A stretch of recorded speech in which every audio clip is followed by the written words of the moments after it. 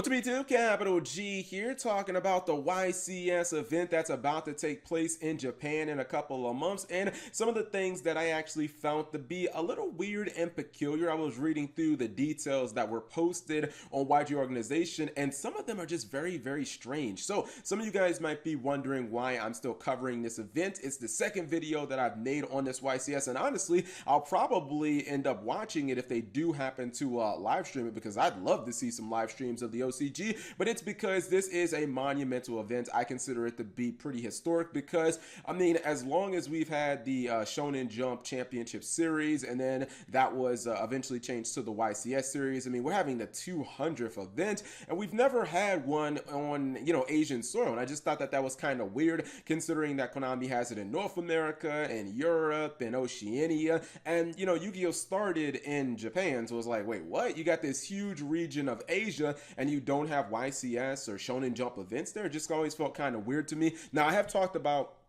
how this event is going to be significantly different, and I'm still not exactly sure if this event is going to be in Tokyo or Osaka, because it says right here the Tokyo venue is Tokyo Big Sight Hall 3, and then it says the Osaka venue is Osaka Hall 5A. So I'm not exactly, and those are on different days too, so I don't know if they're gonna have like the top cut at another, in another city or something like that, or maybe they're gonna hold it in two different locations. But I did in my last video talk about how it was kind of troll that Konami is making this they're making this tournament a singles event. That means that there is no 2 out of 3 like a normal Yu-Gi-Oh! Duel in the TCG or the OCG. This is actually just, best of one.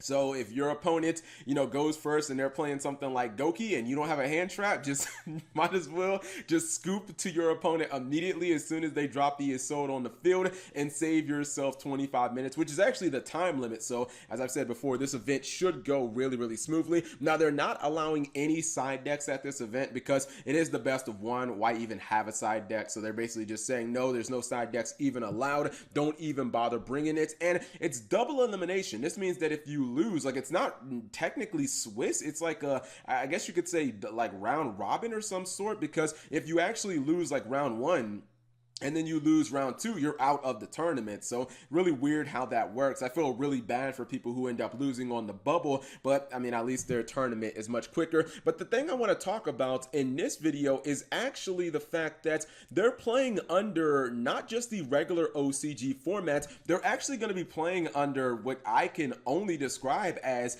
an adjusted ban list. This whole event is the weirdest thing, I swear, right? So in addition to the regular OCG ban list, and that's about the update too. I assume in the next Shonen Jump magazine that comes out, they're gonna have their brand new ban list, and players will all be scurrying around to pick up whatever the new hot deck is or adjust their deck so that they can play accordingly at this event in Osaka and Tokyo. But in addition to that, whatever that ban list is, they have these cards that are going to be banned, and it's really weird, right? Because I talked about this in my World's Ban List video. There were about 5 cards on the World's Ban List that didn't make a lot of sense. Like, these are cards that are in the TCG, they're in the OCG, they're unlimited in both regions, but they were actually banned in Worlds. And I was like, wait, why exactly is this? And I think we're starting to realize why. Obviously, the OCG guys were the ones who wanted the cards banned. Those cards are Emergency Provisions, Rainbow Life, Self-Destruct Button, Mystic Walk, and Try and Guess. It's really interesting because every single one of those cards is either a card that gives a player a potential to get a huge amount of life points, like Mystic Walk. I always thought it was kind of cheesy. Attack your opponent with, I don't know, like a big monster, Borreload Dragon, and then just launch your, Borreload and then gain a bunch of life points, 3,000. And the other cards are like, I kind of get Self-Destruct Button because it's like a card that, if I'm not mistaken, can cause ties. Konami has historically hated ties. That's the main reason Ring of Destruction was banned. But a lot of these are like cards that see play and like Nurse Burn and stuff. But the weird thing is, if Konami feels so strongly about these cards and they don't want them at events, and obviously they feel pretty strongly because they had them banned at Worlds and now they're banned for this first ever YCS, why don't they just start hitting some of these cards on the OCG's Forbidden and Limited list? Because as far as I can tell, TCG Konami just doesn't have a problem with any of these, but OCG Konami seriously has a problem. And some of these cards are straight up degenerate. I look mainly to Self-Destruct Button, and would anyone lose any sleep if that card got banned tomorrow. Like, I don't think so. The part where it habitually causes ties, very similar to last turn, you know, you can just get that out of the game. Like, no one really likes ties in Yu-Gi-Oh! Ring of Destruction caused them a decent amount of times, but not nearly as much as like last turn or self-destruct button. Actually, hold on, now that I think about it, doesn't self-destruct button only cause ties?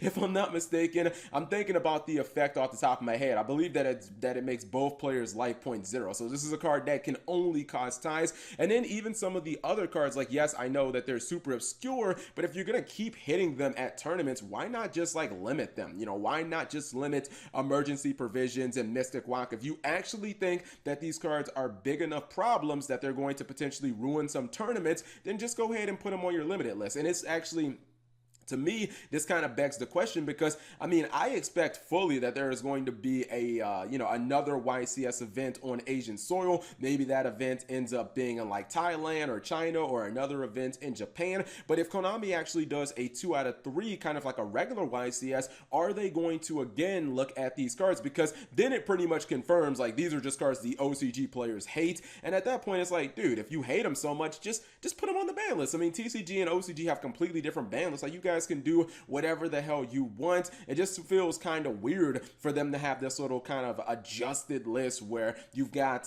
their regular ban list, but then at this tournament these other cards like can't be played. And I know that some people would say, Cap, what about the players at locals? But again, if no one really likes dueling against this, and if it's that big of a problem, people probably don't like dueling against it at locals. And I'm not saying you have to ban every single one of these cards except self-destruct button, fuck that card. But you know, if try and guess is that big of a problem, Rainbow Life, just put the cards at 1, and then you can just kind of be done with it, and it can be a lot less confusing, because I guarantee you there may be some players who are like, wait, what? So there's a regular ban list and we can't play these cards? Probably won't actually affect them, but I don't know, I feel like it just creates a little more confusion than there needs to be. But that's just my take, and I want to know what you guys think. So whatever you think, leave it in the comment section below. Thank you guys for watching. As always, subscribe if you have not already, and turn on that notification bell for daily videos.